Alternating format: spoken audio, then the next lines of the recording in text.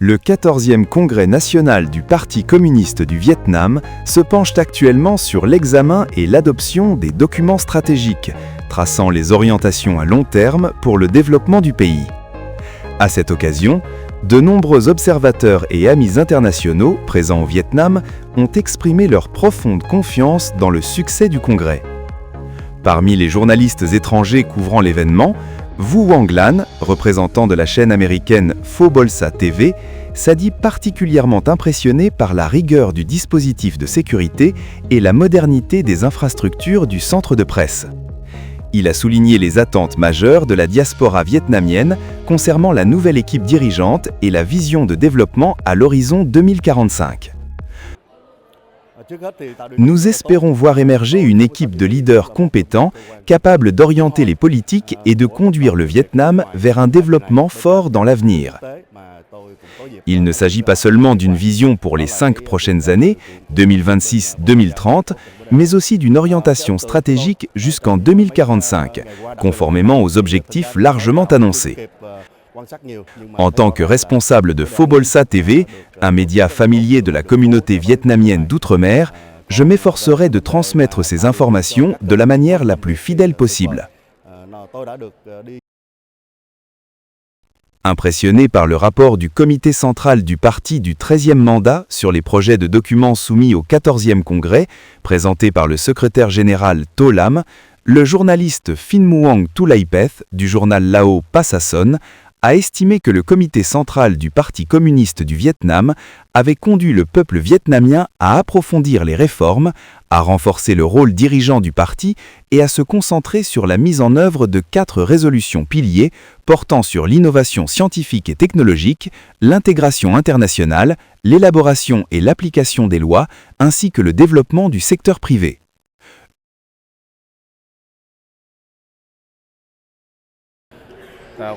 Je suis convaincu que sous la direction clairvoyante du comité central du Parti communiste du Vietnam, dirigé par le secrétaire général To Lam, le parti et le peuple vietnamien organiseront avec succès le 14e Congrès national, conduisant le pays à entrer résolument dans une nouvelle ère, à se développer davantage et à apporter de nouvelles et plus importantes contributions à la paix et au développement de la région et du monde.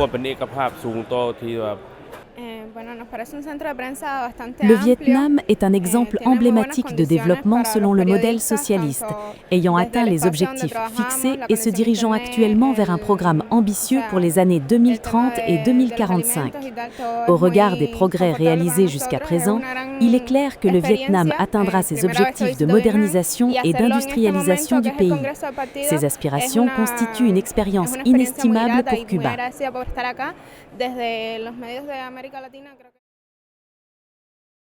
Pour couvrir cet événement historique, 79 journalistes étrangers et assistants de bureaux de presse internationaux basés au Vietnam ont été accrédités.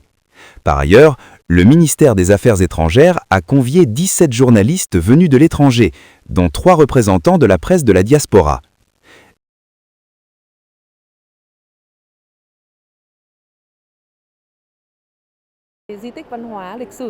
Outre l'activité principale de couverture médiatique du 14e congrès du parti, le ministère des Affaires étrangères organise également un programme de travail spécifique pour les journalistes étrangers et les journalistes vietnamiens d'outre-mer.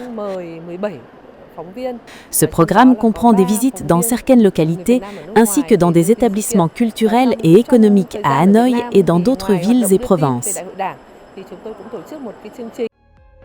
Les journalistes étrangers ont hautement apprécié les réalisations du Vietnam après 40 ans de renouveau, les considérant comme la preuve de la justesse de la ligne de direction du Parti communiste du Vietnam, tout en affirmant leur engagement à transmettre de manière fidèle et objective les décisions du Congrès aux lecteurs du monde entier.